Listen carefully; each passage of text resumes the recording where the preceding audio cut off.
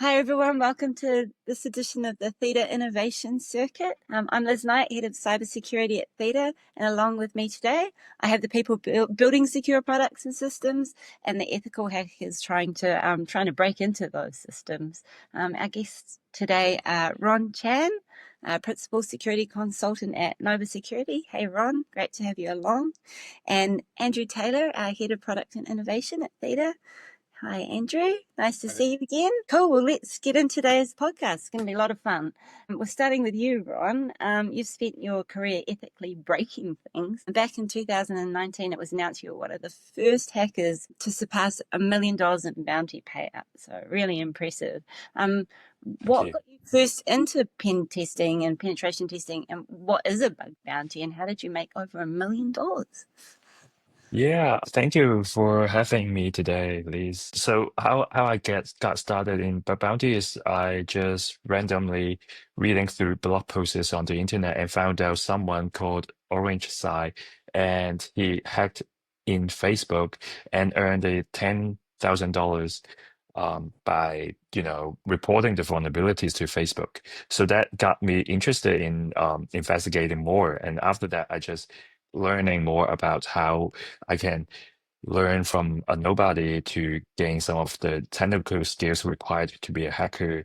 And then slowly starting from there, I just got better and better. And finally, I found out that bounty is a huge opportunities for ethical hacker like myself to, test my skills. So that's how I got started in bug bounty. Yeah. Awesome. How Yeah. old were And you?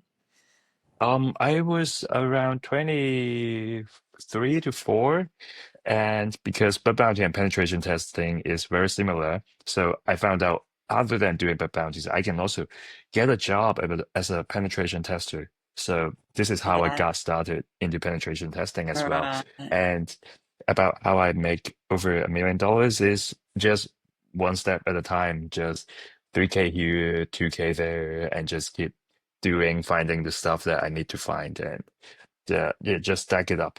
This is how I got it. Yeah, Yeah. yeah. Awesome. What does the bug bounty scene look like today? Can you still hope to earn like large amounts of money? Yeah, definitely. Actually, I just did a research yesterday, and I found out there are over 50 millionaire by hunting by bounties alone. So back in the days, 2019, 6 years ago, there was only six of us doing this number. So I think these days, with the help of AI, it's much easier to get started in bug bounty, although the competition is more, but the opportunities are also more because that attack surface is always increasing day by day. So it is actually I'm advising people to come join us into offensive security because it is so much fun, and you can still, if you have this right mindset and skill set, you can still earn a large sums of money. Sounds like a good plan for those coming up through the graduate programs. So how did you start up Nova Security? Yeah, the origin story of Nova Security is me and my friend. We are both into penetration testing, and we know with our skill sets, we can help a lot more New Zealand companies to be more secure. So, and because we're skilled at doing bug bounties, and doing bug bounties is a lot similar to doing penetration testing. So we just got this idea. Why don't we start an official company to help more New Zealand companies by having commercial relationships with New Zealand companies, and making them more secure day by day. So this is why we want to start Nova Security in the first place. Yeah, that's awesome. Great to see your skills being able to be used by ourselves and our customers. We really appreciate that. Yeah, thank you, thank you. Yeah. And this is actually how we met each other, right? Because I spread my words out around my friends' circle, and one of my friends worked with Theta before, and that's how we Connected. have yeah, connected with Yeah. Theta. Yeah. Yeah, and you've got a great list of successful projects that you've worked on as well in New Zealand, which is yeah, really impressive. Andrew, your team built a number of publicly facing web applications like Helpful, EvaCheck, and Theta Assist. How does pen testing fit into your development cycle? Like, how do you see it as a strength? It's very important to be doing it. Obviously, it's not the only thing we do in security, and we have secure development processes. We do our own kind of automated scanning, which we can do on a more regular basis. But penetration testing can go deeper and can find things we can't easily find, and it's a third party doing it. So it's really important. We like getting a penetration test done on the products, and our customers like seeing that we're doing it as well. It's very important that Yeah, to absolutely. and so yeah, it's a great thing to be doing, and we continue to do it on our products. Cool. Um, Ron, what are some of the more recent vulnerabilities you've found and some of the pen tests that you've completed recently for customers? No Yeah, names. no names, no names. Just just an industry maybe, a teleco industry, one of the companies in New Zealand, and we found there's a critical vulnerabilities that could allow us to take over any SIM card, because Wow. every SIM card has a PIN number, or I don't remember the name of it, but like a PIN. If you have that PIN, you can change the owner of that PIN. So essentially, you can take over any SIM card by, having that PIN number. And this is what we found. And if it was exploited, then may, maybe not millions, but hundreds of thousands of users might got, their SIM card stolen and maybe got their bank details or bank money stolen because, having the SMS could, can bypass a lot of 2FAs. So this is the recent most Uh, critical vulnerability we found. Yeah. Wow, that's a big one. Yeah, that's a big one. Thank you. yeah, I was thinking more like my phone account would be hijacked, but yeah, when you think about having a passcode or a PIN code through your SMS, that's that's huge. Any other vulnerabilities, recent vulnerabilities you've found? Yeah, another good one is about the AI because we all know AI is, having so much noise these days. And one of the other vulnerabilities we found a lot in the wild is uh, remote MCP. MCP stands for Multi-Context Protocol, and it is the API proxy between AI and your server. And we found a lot of old, I mean, this is a new technology, but it is still using a lot of old technologies inside the authentication mechanisms. We found a lot of account takeover techniques in the implementation of the remote MCP. So this is another one, and we have actually written a blog post about it. And we hope this can help developers to be more secure when they're implementing their MCP securely. That's a really interesting space because everybody seems to rushing to be able to connect new things with an MCP server for every service you can think about is coming out, and I do wonder how you know how wise that is in some senses to be able to connect AI to all these things in loosely authenticated maybe. Yeah, what the risks are associated with that. I think there's some really interesting AI risks around at the moment. Developers usually forgot about the basic security when they're just using the new technologies. They're just using out of the box frameworks without digging into the configurations. And configurations is the very, the thing that people usually miss on. So, yeah, exactly. Andrew, as someone, as your team building products, how do you balance rapid development with someone, who's trying to actively find vulnerabilities? Like, how do you find that balance between the roles in the team? Yeah, I mean, it is. It to be perfectly honest, it is difficult because you're under pressure from customers to ship new features, and you need to get stuff out the door. And you're looking for revenue or new sales, and that's your priority is functionality or things that are going to win you new business.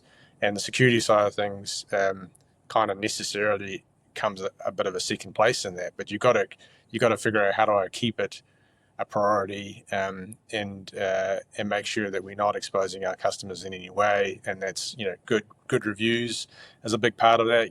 Just the basics like peer reviewing every bit of code that goes in getting it peer reviewed by senior developers looking at each other's codes and doing stuff like that.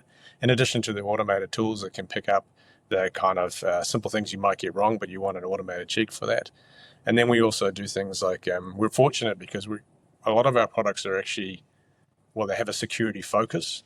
We make a security tool. We make GlassTrail. That's an external attack surface management product, and that's great because then we can run GlassTrail across all our other products.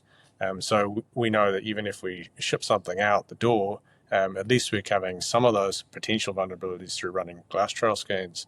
But yeah, it's a tricky thing. I mean, one thing we discovered recently is not really a code vulnerability or anything like that, but that people were, they created an account on our product to use the features of our product, which are legitimate features, in like a way that it then, in an abusive way, like that wasn't ever intended to be used that way.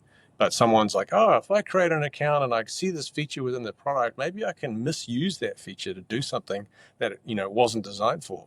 And that's a really interesting one because it falls sort of like what you did secure code and you did these things, but you built this feature and this feature could be useful, but it also could be, kind of fits under that yeah. social engineering banner. It's how the people are going to misuse the product. It is, yeah. And I think that the AI space, with everybody putting an AI feature into their product, is loss of opportunity for attackers to legitimately create accounts, use the product if it's got a free trial or a free plan, and then misuse it in some way that wasn't intended for using. That's a different class of vulnerability that isn't as easy to spot, I think.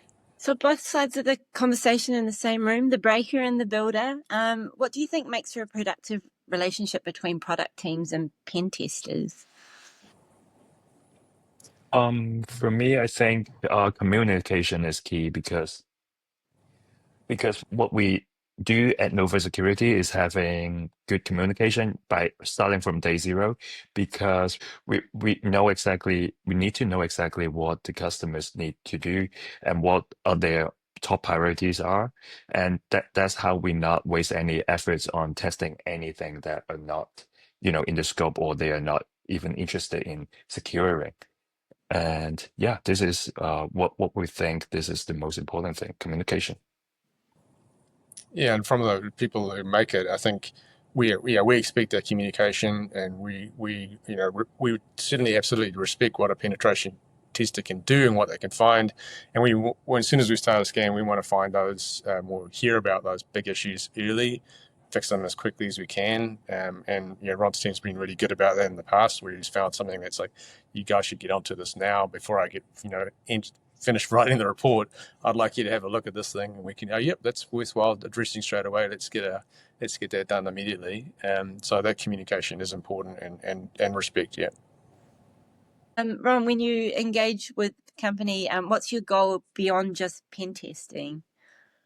Yeah, other than having a official relationship with New Zealand companies, our real goal is to help New Zealand companies to be more secure. So I talked about earlier about the PIN code. It was actually part of our community work that we do at Nova Security, because it was a vulnerability disclosure program. So because the story was, I was just using my personal time to do something on their product, and because out of responsibility, I guess, with the skill sets I have, so I have to investigate more on this endpoint.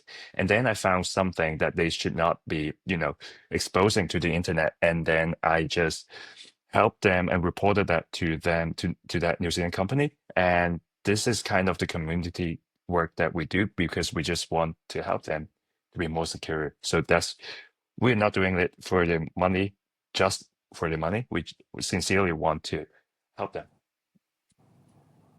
That's great. I think we're all safer because of it too, by the sounds of it. Andrew, how about yourselves? What are you guys doing in the security space beyond securing products?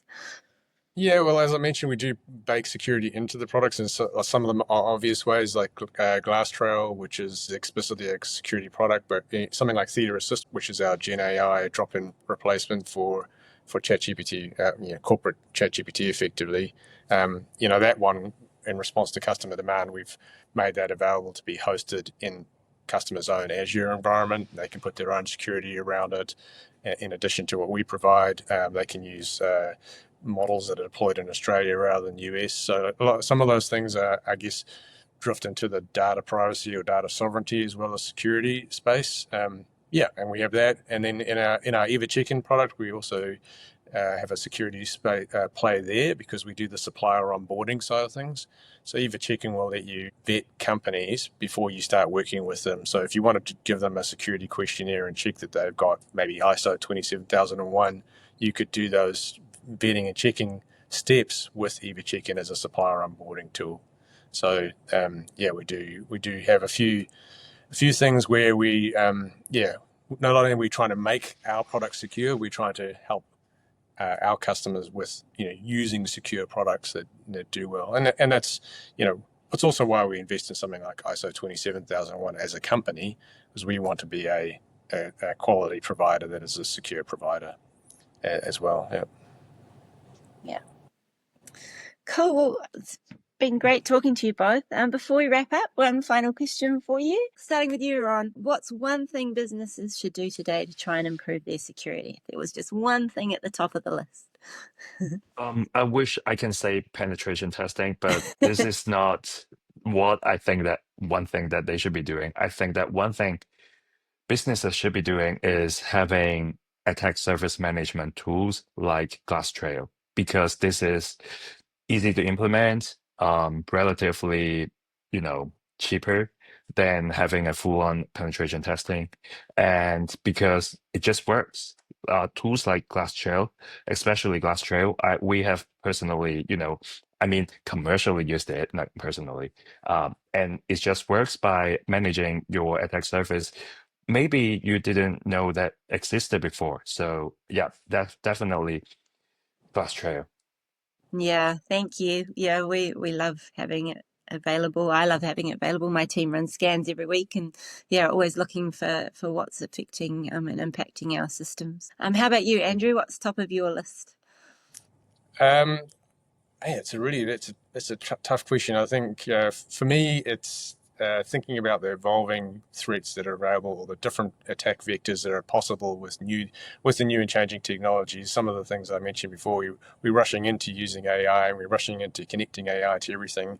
I just saw, OpenAI's new, agent desktop mode where it can log on and do things on your behalf from your computer, and I was like, oh my goodness, this is like a attacker's dream to have this power and automation in place. And I know they say they've got safeguards and safety tools, but if they can do it, somebody from an open source land can do it. And I think if anything, you thought you were okay when you could get away with things because people couldn't discover it. Well, attackers have got more and more automation at their fingertips, and more and more, and cheap intelligence at their fingertips to do things. So Yeah. just keeping pace with that is a big thing to watch out for. Yeah. Very scary stuff. Yeah. Wow. Thank you all, both again for your time today. And everyone, don't forget to like, subscribe, and check out the links in the show notes below. We'll pop in Ron's recent blog article around the MCP service. I think that'll be interesting to everyone. And get in touch if you're wanting your own pen testing done, or if you want a free trial of GlassTrail. We're here to help. Thank you. Thank you. Thank you.